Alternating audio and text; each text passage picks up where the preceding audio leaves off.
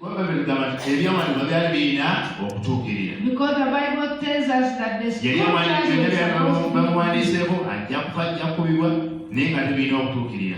all those things which were written on him, that he will die and he will resurrect, all those scriptures were to be fulfilled. Bwe yavumibwa ataavuma. And that for him he was abused, but he did. Era teyabakangamu toba mwagala ki.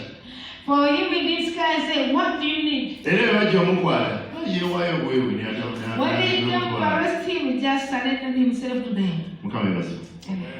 N'alyoka agenda n'alyoka atwala okubonaabona n'obutali butuukirivu bwaffe bwonna n'abutwala. So he took our suffering and the transgression all up to the cross. Mukama yeebase. Kati oddawo kunakuwala ogambe nti ebyonono byange ekyali nabyo bikyangoberera. So we just go there and then we say, I still have the sins, they still follow me.